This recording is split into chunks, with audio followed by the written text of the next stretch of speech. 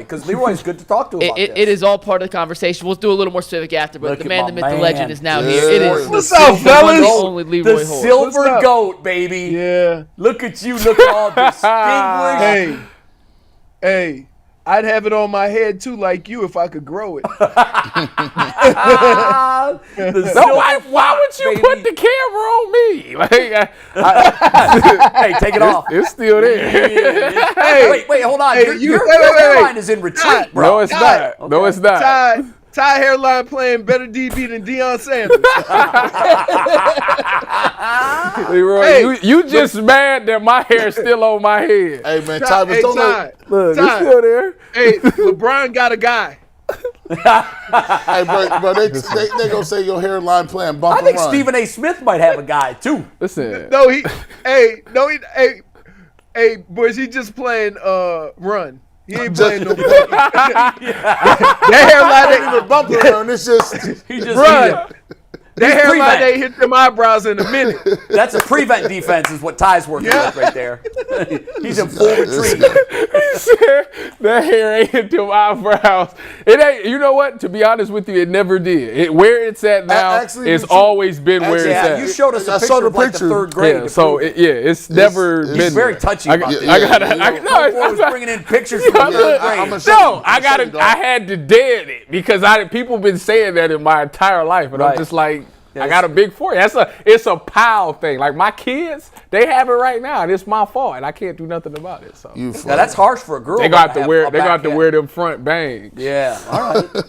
Hey, Leroy, we haven't talked to you since the big Week 1 win, so get it off your chest, man. What was your take?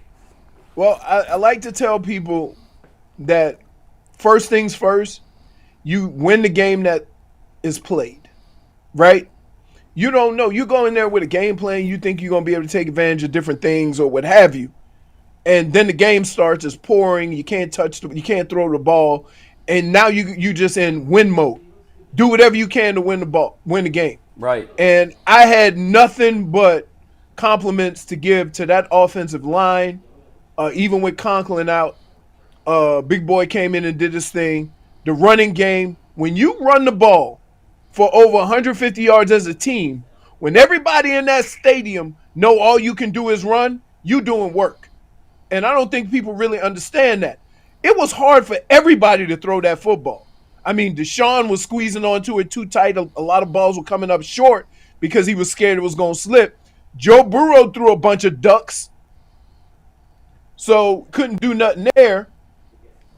And it was just an all-around good. And that's not even talking about that defense. What that defense did to Joe Burrow was a work of art. I've been saying this now for about 2 or 3 years. Every other team that has a Miles Davis, I'm sorry, not Miles Davis. That was music to my ears. Has a Myles Garrett. Every other team that has a Myles Garrett on their team moves him around. For too long, I've watched him sit in one spot and have the offensive line slide to him, chip, tight ends, or what have you. Do you know how much joy I had when I saw Myles Garrett over center? Yeah. I'm like, there you go. That's coaching. That's taking advantage and using your weapons to win a football game. So when they start doing that, the Bengals, oh my God, what are we going to do? He's not lined up where you said he was going to be lined up. That's football. So it was pretty special to watch. Next game might be different. Next week might be different. The weather might be better. Deshaun Watson might have to complete more passes. But I like the fact that, hey, we're going to dominate the line of scrimmage and do work that way first. Leroy, you know, the one thing that I gave Kevin Stefanski the credit for is how to make adjustments. You know, last year it wasn't a lot of that. What do you give him on a grade of adjustments for this game?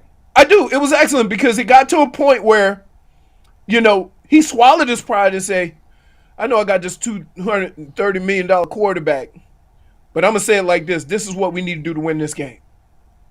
And that's what they did. And that's it. That's a coach's job, right? Do what you can to win the game. They won the game, and in fact, In fact, they dominated the line of scrimmage, both offensively and defensively. And so when you talk about we run the ball, we throw the ball to set up the run, that's not what that looked like yesterday or Sunday. That looked like we going to control the line of scrimmage and do what we want. Where are you at on the offensive tackle situation? With both of them. Yeah, both ends. Both of them. Well, here's the deal. If you have any questions, they held their own. You know what I mean? I mean the guy who took over for Conklin, I forget his name. DeJuan Jones. He so happened to go to Ohio He's a State. Buckeye. Go Bucks. Big fella. DeJuan Jones. Quit right? dissing these Buckeyes. Go He Bucks. played. Here's what I would say about that. You know they must have liked him and wanted to see something. He played more snaps than anybody in the preseason. Yeah. Well, they wanted to So see when what he they had. came, if there was anybody who was ready to play football when he went in the game, it was him. Yeah, that's true. So so look, good, they found somebody. They found some guys that can pick up the slack. And look, you ain't gonna just get around him. That dude's a moose. Look at him. He's a giant. Oh, man. I don't care who you are. This week they're going to play Pittsburgh. Look at that picture. How's TJ Watt going to get around that building? Building. Right? I tell you what. Like, He's a city block. He do that. Yeah. This cat is a phone pole. Like this dude he's a monster. Hey, He's Leroy, a monster. I got. You said something last week, and I thought, and I used it all week. And you said you guys need to stop acting like Nick Chubb is regular. And so I want to go back and kind of get into your era in which you played with teams that had good quarterbacks, as well as running backs was at a premium. You look at the Bills with Jim Kelly and Thurman Thomas. You look at obviously it's Emmitt and Aikman. You look at what they had in San Francisco with Roger Craig, Ricky Waters, all those. It just seems like back then there was not this emphasis to say this or that. And what I mean by that is, does Nick Chubb have to be the focal point? Does Deshaun have to? Is it whose offense is it? I think that's a new constructed thing because when I was coming up, there was never any. It was about complimentary football. Whatever you had to do to win. Maybe Emmett got the ball a lot. Maybe we had to get Michael Irvin involved. But it was never this thing from the outside that diametrically opposed a running back that you can use and a quarterback. Well, here's the main problem. The main problem is everybody don't have one, right? Mm-hmm. And you can get away with not paying a running back, but you can't get away with having a quality quarterback and not paying him.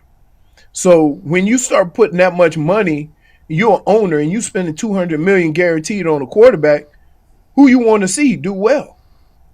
And it sucks for this reason, because when you look at and you get to the end of this season, right? All you need to do is look at the run numbers. There may be a couple of teams that sneak by with a quarterback throwing for 350 or something like that every now and then. But for the most part, even in the championships, even in the Super Bowl, you always gonna have that one guy that run for like 120, right? And they gonna say, man, he could have been the MVP, but they give it to the quarterback. Look at the last one Tom Brady won. Look at when he won in New England. Right? He always had that running back during the course of that game that kind of got off a little bit. And so you have to be multidimensional, right? These coaches are too smart. If you're going to throw the ball all the time and you put your offensive line in that situation, case in point, was it DeJuan Jones, right? Yep. Go Bucks. So if he backing up and TJ Watt is trying to go around him all the time, like, yeah, that ain't fair. But put that 370 and have him lean on TJ Watt every now and then. You know what I'm saying? Yeah. Now, how weak them legs gonna get? Because now you done bitch press a house for 3 or 4 plays in a row. Mm-hmm. That's how you get that pass rush. That's how you kill that pass rush. And you have one of the best. The Browns have one of the best run blocking teams in the league.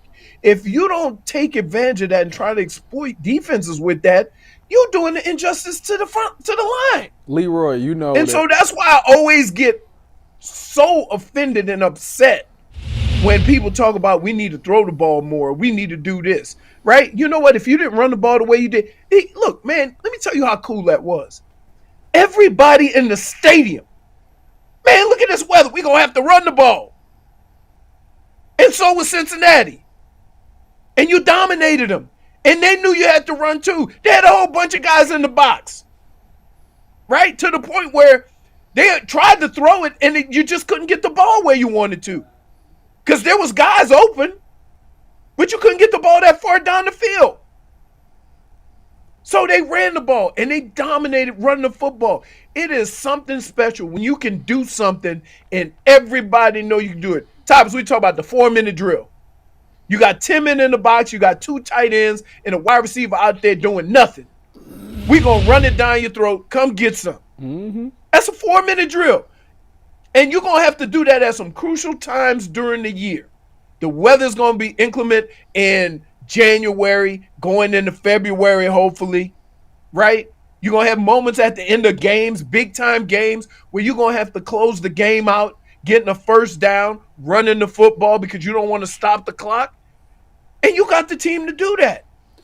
So regardless of what everybody thinks, Deshaun Watson going to get his.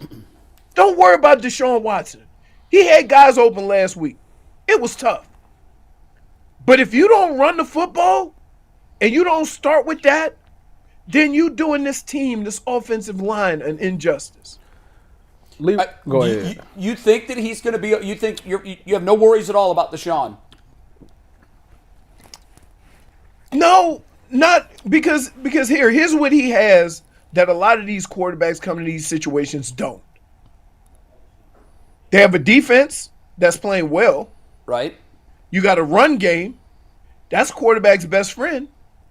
And you can work it out. He'll get better. I do believe he'll get better. Right. Will he be the Deshaun Watson that we saw in Houston? I don't know. But to sit here and say, you're saying he doesn't need to be. Right. He shouldn't have to be. Right.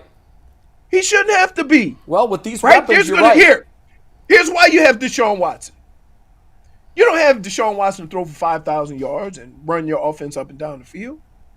You got him for them 5 or 10 moments. Yep. Those 5 or 10 moments during the course of a season. Put that cape on. Where you need that dude to put the team on his back and make a play or have a drive to win a game. Or get you in field goal range with 30 seconds left. Right. That's what you need him for. There's only a handful of quarterbacks that can do that. And you always go into those games thinking, we got a chance. That's what Deshaun Watson is. When you look at Najee Harris for Pittsburgh, he coming. He is struggling. Why is he struggling? Man, I seen him. I don't know. He got hit. Dude ain't averaging right now. Right now he ain't averaging social distancing. Right. So if he was in the stadium, he'd get COVID because he's too close. My goodness, bro. Right. That might be the best line I've ever heard. My Lord. You can't get 6 feet of carry. Do you understand? If I lift my hands above my arms right here and fall down, that's about 2.5 yards, right? 7, 8 feet, right? He's not averaging. No, but I think it has to do with one of the things you always say about Pittsburgh is this: they are tough, right? They are tough. They gonna smash mouth, do all the things that you need to do to win a football game. But what happened to them last Sunday, when San Fran came out there, it looked like they was in game 15 instead of game 1. Right. I don't think nobody in the league was ready for that. Right? They put it on him. So part of his lack of success that game was they never had a chance. They were always playing catch up. Yeah, that can be tough. That can be very tough for a running back. You want to piss a whole bunch of fans off? Beat down 2 touchdowns and you run the football. You aren't kidding. Yeah, you get the boos real quick. Oh, no. I used to hear it all the time. Eric Metcalf up the middle. We need 2 scores. Right. So I know what it is. I was part of that chorus, by the way. But he struggled last year. He didn't look the same last year either, to Ty's point. Like, I felt the same thing. He doesn't look like he has the same explosiveness. Now, I will say this about running backs. Sometimes that happens because there's so much push into the backfield that you don't ever get a chance to get going. Right. You see what I'm saying? Sure. But we still talking about last year too. He didn't look like he did the first year. Yeah, that line is gonna be a problem for the Steelers this year. Yeah. It's been a problem for about the past 3 years. It's going to continue to be a problem because they did not. You know what, I know Jay? they're going against San Francisco, but man, they looked horrible. I just had this conversation, right? And we talking about everybody. There's like 15 to 25 teams talking about how bad their offensive line is. Yeah, everybody. Because you know why? Why? Because they're paying them D linemen millions and millions of dollars to get after the quarterback. Right. Like, the money has changed. So what happens is, right, you have all these teams complaining about offensive line. Everybody can't have a bad offensive line. So you think the defensive line play has just gotten so much better that they're making these offensive lines look bad? It's just, and what you have to do is, believe it or not, you have to do more of make it more of a point to kind of not be one-dimensional. You see what I'm saying? Yeah. So you almost have to keep them on their heels. If they rush the passer and you run underneath them on a trap or something, right? Now they got to think about some things. Yeah, it takes a little bit of Now their they got to think aggressiveness about away. Right. And that's, that's what the Browns did, because when you get the ball ran down your throat and then play action hit you, you're like, oh crap.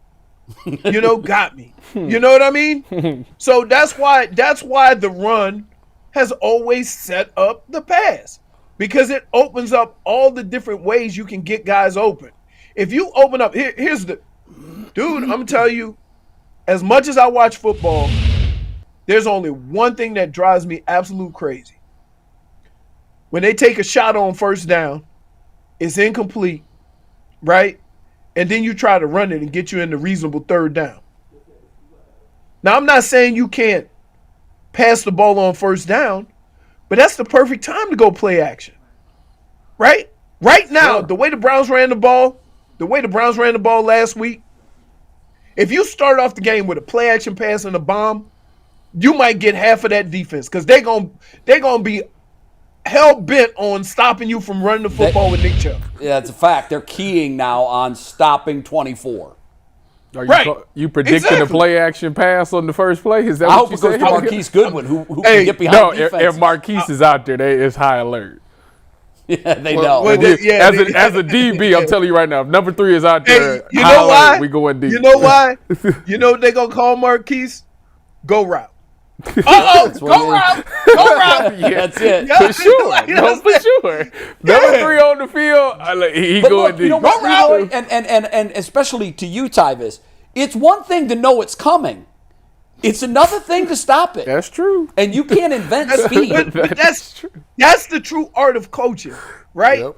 That you have a guy who's limited to a couple of things, and you can run an offense where they're concentrating on so many other things. He can do his thing. Right, exactly. Right? That's the beauty of having coaching. Nick Chubb too. That's the beauty. Right. So what I want them to do, and I think, you know what, and I'm one of those guys. I've been on Kevin Stefanski a lot, but I've also given him a lot of credit, right? They talk about last year and they need to do this, and I wish they had ran the ball more. But guess what? Jacoby Brissett had his best season as a pro. Jacoby Brissett. So I'm not going to totally say he didn't do nothing, but I appreciate the fact that with all the things he said previous to last week that he wanted to do, and I acted like a damn fool when he said he was going to pass to set up the run. Right? You know what? Come game time, he played the game that needed to be played to win. Absolutely. Right. He adjusted. And so I'm gonna give him all the credit for that. Because he deserves it. That's a very good point. Right. It's a good point. Leroy, I want to ask you really quickly before you head out. I want to ask you about the Pittsburgh Steelers rivalry in a sense. You know, I was talking the other day, and I was specifically talking about the opportunity. You beat the Bengals. It's a team coming in without Hayward. Deontay Johnson isn't going to play. It looks like, you know, we just talked about Najee Harris not being effective. Pat Freiermuth. He's banged up. He's banged up. When you look at this as a rivalry, from me looking in, I would expect that the leadership on this team, a la, you know, Deshaun Watson, would see an opportunity to say, hey, guys, look, we didn't play that well last week as far as us in the passing game. Let me get my receivers out here staying after practice because we gonna pull our part. We won last week because of defense and the run game. It's time for us. I think he should be upset a little bit. Not that, you know, it's over the top thing, but I said Peyton Manning and Tom Brady, they would take an example and try to make an example out of the Steelers in a rivalry game. Do you think that team has it in them to have that type of mentality going into Pittsburgh? I do, but let's be careful when you go there because, you know, when you review film, right, you're going to look at film and make sure everybody was where they're supposed to be, right? And you're going to take the situations of the game into account. And when you're not able to grip the ball, it's not that you can't throw it, but you can't put the spin on it to get it as far as you want all the time when you're trying to throw that you know, he throws that rocket ball, you know, when those end cuts are coming in and stuff like that. So you have to be, you know, you don't want to over-critique the situation, right? But there are some things that you can get sharper on. And so, you know, I saw that game, and TV didn't do it justice. Because I talked to some folks who were at the Browns game, and they go, oh, my goodness, it is horrible. The weather is terrible. And, you know, you couldn't see it with TV as much as you could, as much as they could feel it there. So, but I do think that they are going to go into it thinking, look, I don't care who they line up. That ain't my problem. It's the Pittsburgh Steelers. We need to do what we need to do. And I think you'll hear when you hear the guys talk about it, when you hear the coaches talk about it, they all know it's the Pittsburgh Steelers, you know, and they know that, you know, Tomlin ain't never had a losing season. So they ain't going to come back and bounce back and be no scrubs. They going to figure something out quick. I don't care who's playing. They always so do. You need to do what you need to do what you need to do. You need to get better at the things you know, kind of struggle with a little bit. You need to be crisper with the routes and the passes and stuff like that. But you can't be overly critical because the situations of the games dictate sometimes how you play. And look, you want to say Deshaun Watson need to be crisper. What the hell does Joe Burrow need to do? Because he couldn't hold that ball at all. Yeah, exactly. You see what I'm saying? Now, he started with a 4-pick game last year and turned it around. Right. I mean, we know he can do it. But yeah, the weather definitely impacted things. Yeah. So I'm excited for this week, and I'm gonna say like this: if you got on black and yellow, I don't care who it is. They gonna play with some pride. Yeah. You go. Don't ever go into a game saying, "Well, this guy's out. This guy's out. This guy." No. Because guess what? So many football players have got an opportunity with that guy being out and end up being Pro Bowlers and Hall of Famers. That's true. So I'm not going to just sit here and just discredit anybody else that comes in. Yeah, they need to look at this. You in black and gold, you in black and gold, you getting hit. They need to look at this not as an 0-1 team. They need to look at this as they're playing the logo. They're playing the emblem. They're playing the tradition. They're playing all of that. Absolutely. I don't. And the thing, as long as I was in Cleveland, they were good. Right? Sure. And they've been good ever since. Right. And we've we've never had the luxury of, oh, this guy's out, oh, it's going to be a little bit easier on. No. Right, yeah. So I'm not going to, I wouldn't let nobody else do it either. They know what time it is. Yeah, Myles Garrett has played against Pittsburgh enough times. There's been a lot of guys on that team that played against the Pittsburgh Steelers enough times to know what kind of game it is. On the road, get you some, if anything, get you some extra silent call, get you some, motion, how we going to do motion, how we going to do these things, or what have you, to just be crisper, just to, just to be better each week. And I like, they play the basic football well. Anytime you play basic football well, that is penetration on the defensive end, defensive side of the ball, running the football, tackling, getting some big plays here. And if you play the basic football, you can play anywhere. It don't matter. We gotta go. And we gotta go. 10 seconds. Give us your prediction. I said the Browns win 27-17. Love you, brother. We'll see you next week, man. That's a dub and a cover. Thanks, Leroy. All right. We'll take that.